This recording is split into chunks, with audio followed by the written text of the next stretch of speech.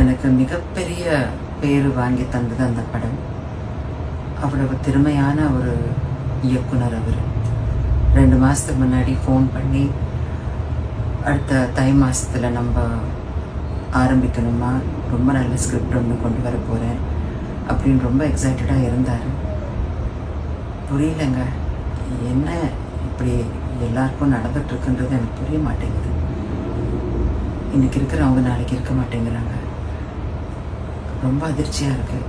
அவரோட குடும்பத்தினருக்கும் திரைப்பட நண்பர்களுக்கும் என்னோட ஆழ்ந்த அனுதாபங்கள்.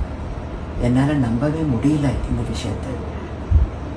இது மூலமாக நான் ஒன்று சொல்லிக்கிறது என்னென்னா, ரொம்ப ஸ்ட்ரெஸ்ஃபுல்லாக ரொம்ப ஹார்ட் ஒர்க்கிங்கை நினச்சிட்டு ராவும் பகலமாக ஒர்க் பண்ணுறவங்களுக்கு தான் இந்த மாதிரி அகால மரணங்கள் ஏற்படுதுன்ட்டு நான் சமீப காலத்தில் நான் உணர்ந்தேன். எல்லாருமே ஆரோக்கியத்தை பார்த்துக்குங்க. ரொம்ப ரொம்ப பயமாக இருக்குது இப்போல்லாம்.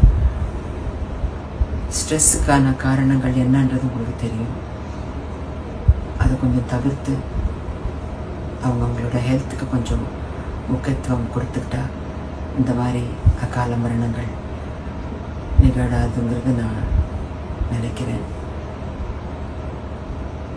ஒன்றும் சொல்கிறதுக்கு இல்லைங்க. பெரும் இழப்பு சினிமா உலகத்திற்கு. விக்ரம் சுகுமாரன் இல்லாதது.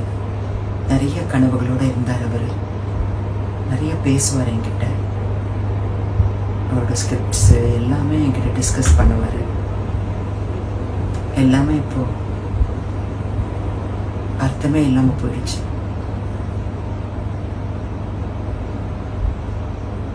ஆழ்ந்த அனுதாபங்கள் எல்லாருக்கும்.